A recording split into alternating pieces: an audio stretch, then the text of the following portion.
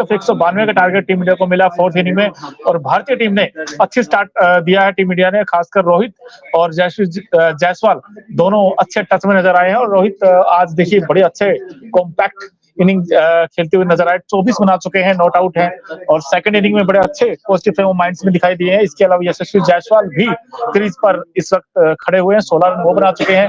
और जो team India का स्कोर है सेकंड इनिंग में 40 हो चुके हैं बिना कोई विकेट खोए। और अभी सिर्फ 152 रन टीम इंडिया को चाहिए ये मैच जीतने के लिए। और अब तो आसान लगता है यहाँ से रांची टेस्ट टीम इंडिया के लिए, यहाँ से कहीं ना कहीं हमारे कई सारी उम्मीदें होंगी भारतीय टीम के ऊपर। और ना सिर्फ बल्कि बॉलिंग अच्छी की, बल्कि बैटिंग में भी 40 बना चुका है बिना कोई विकेट खोए। अखिल जी हमारे साथ आ गए हैं। अखिल जी, एक अच्छी जीत टीम इंडिया के लिए आ रही है, और ना सिर्फ अच्छी बल्कि सीरीज जीत सकता है क्या रांची में?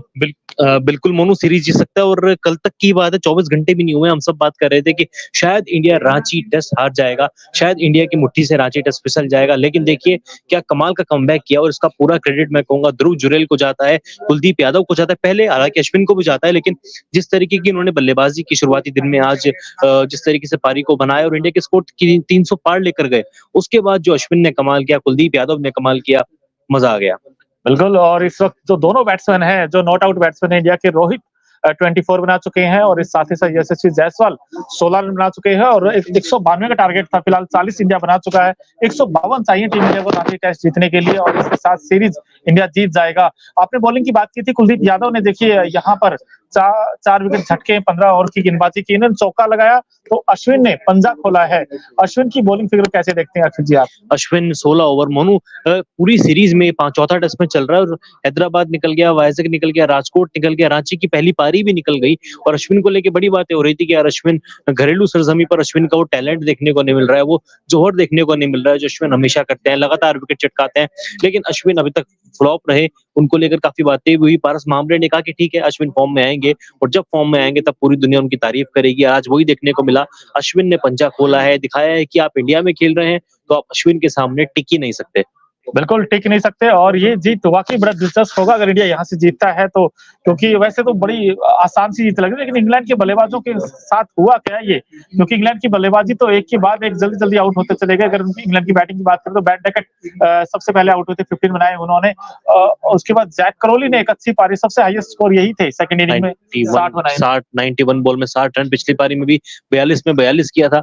शायद ऐसा लगता है कि इंग्लैंड की ये सोच के आते हैं कि एक पारी में जैक क्रोली चलेंगे, एक में बेंडकेट चलेंगे। हालांकि इन दोनों का परफॉर्मेंस मिला जुला रहा है, लेकिन इंग्लैंड के लिए एक मुझे चीज बड़ी अच्छी लगी कि ओपनिंग हर पारी में इनको मिली है, हर पारी में उनको एक अच्छी साझेदारी मिली है। हालांकि उसको बड़े स्कोर में कन्वर्ट नहीं कर पाए, लेकिन इनको क्या हुआ है, पहली पारी 2 गेंद खेली, 0 पर आउट। इस बार तो गोल्डन डक पे आउट हो गए। बस ऐसा लग रहा है कि हैदराबाद की सेकंड पारी में जो 195 बनाए थे वो पूरी इनिंग का समअप हो चुका था कि अब पूरी सीरीज में नहीं चलूंगा। बिल्कुल।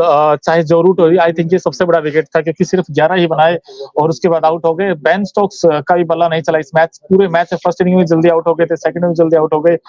लेकिन भारतीय टीम के जो गेंदबाज हैं, खासकर दोनों स्पिनर, चाहे अश्विन हो या फिर कुलदीप यादव हो, दोनों ने स्पिन के जाल में पूरी तरीके से इंग्लिश बल्लेबाज फंसते चले गए। और जो रूट के विकेट को लेके काफी विवाद हो रहा है, मैं चाहता हूँ आप जो रूट का ग्राफिक्स एक बार दिखा दें, क्योंकि बिल्कुल पहली पारी के 100 शतक वीर थे, 122 नाबाद थे, 34 गेंदे 11 रन, कोई छक्का नहीं, कोई चौका नहीं, 32.35 का स्ट्राइक रेट रहा। लेकिन माइकल वॉन ने इनको लेके ट्वीट किया है कि जो आउट हुए हैं तो मैं उसके खिलाफ हूं, मुझे लग रहा है कि टेक्नोलॉजी काफी गलत रही। उन्होंने कहा कि ये टेक्नोलॉजी चौंकाने वाली है, आधी से ज्यादा गेंद लेग स्टंप के बाहर थी, फिर भी उसको ट्रैकर में लाल दिखाया गया। हॉकाई के लिए ये सीरीज औसत चल रही है, और इंग्लैंड के बेस्ट प्लेयर जो रूट पर ये भारी पड़ी, उनका कहना है कि जो रूट आउट नहीं थे उनको गलत आउट दिया गया, अश्विन ने उनको एलपीडब्ल्यू आउट किया, टेक्नोलॉजी पर सवाल उठाए गए हैं। और जो सोशल मीडिया पे मोनू आपने भी देखा होगा, मैंने भी देखा है, वाकई में जो गेंद थी वो हॉकाई से बाहर नजर आ रही थी, जो लाल गेंद थी वो पिचिंग आउटसाइड दिखा रही है लेग स्टंप के बाहर। ये वाकई में सवाल उठते हैं इस विकेट पे। बिल्कुल सवाल उठते हैं, लेकिन वहां पर चारों खाने चित हो गए थे वैसे भी जो रूट।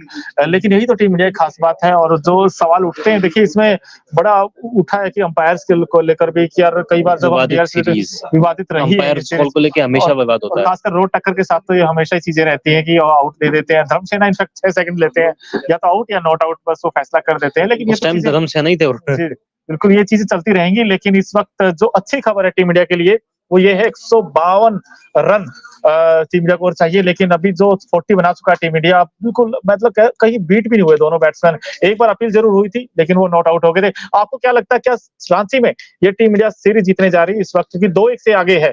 आपसे भी सवाल और अखिल जी से भी सवाल। नहीं, अखिल क्या बताइए। क्या तो आप हटाई दीजिए इसमें से, क्योंकि सीरीज तो अब जीत ही गए हैं।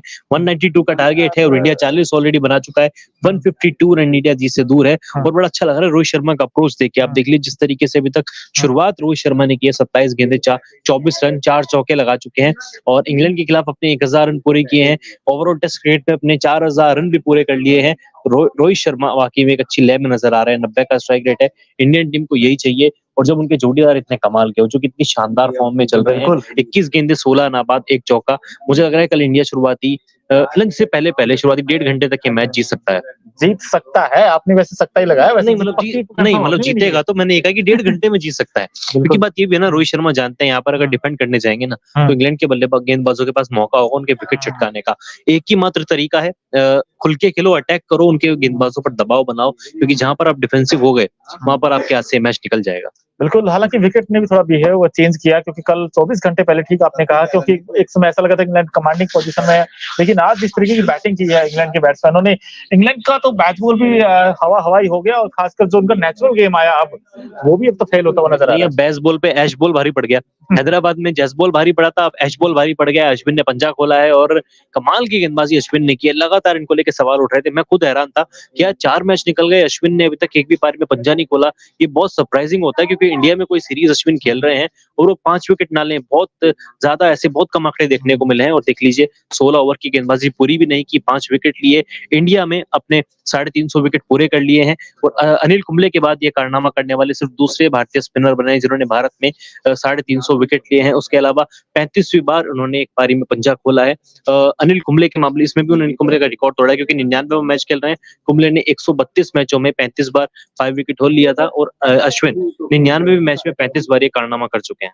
बिल्कुल, 35 विकेट हो लिया। अनिल कुंबले को 2 बार देखिए 350 विकेट के मामले में पीछे छोड़ दिया, और अब यहाँ भी पीछे छोड़ दिया। लेकिन कुलदीप यादव, अब ये एक और मिस्ट्री बनते जा रही है इंग्लैंड के बल्लेबाजों के लिए। अब इनको क्या क्या करें इंग्लैंड के बल्लेबाज इनको खेलने के लिए? इनको कुछ नहीं करना पड़ेगा। इंग्लैंड के बल्लेबाजों को ना वाकई में बेसबॉल क्रिकेट ही खेलना पड़ेगा अगर आपको बचना। और इनका आत्मविश्वास मोनू कितना अच्छा लगा, क्योंकि आप जानते थे ना, आपके बल्ले से 128 रन पहली पारी में निकले, जहां पे इंडिया स्ट्रगल कर रहा था। 76 रनों की साझेदारी निभाई ध्रुव जुरैल के साथ मिलकर।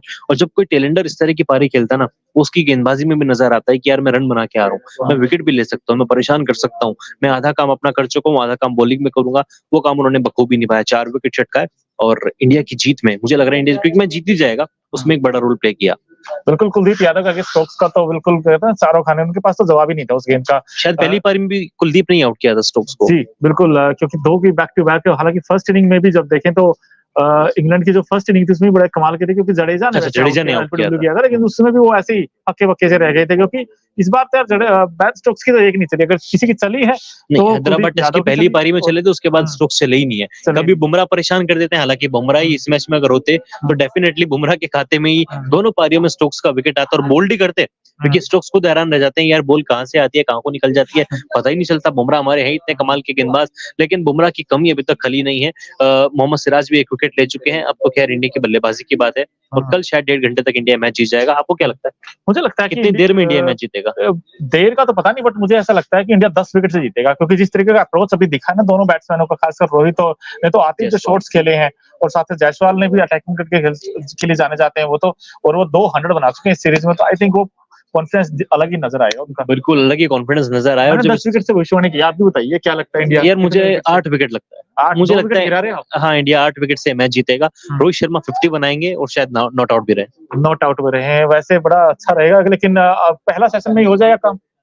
वो तो आराम से नहीं सेकंड सेशन की जरूरत तो नहीं पड़नी चाहिए। 152 है, हालांकि थोड़ा ज्यादा रहे हैं अभी भी, और 5 दिन होने वाला है। कल शायद स्पिनर्स को और मदद मिले, लेकिन फिर भी इंडिया, जिससे मैंने कहा ना, आप डिफेंसिव शॉट खेलने जाओगे आप फंस जाओगे। आपको अटैकिंग करना है, अटैकिंग क्रिकेट खेलना है, आप डेफिनेटली ये मैच जीत रहे हैं। बिल्कुल, ये डेफिनेटली मैच जीत रहे हैं। और आपको बता दें कि यार ये मैच बड़ा वाकई बड़ा दिलचस्प होगा, क्योंकि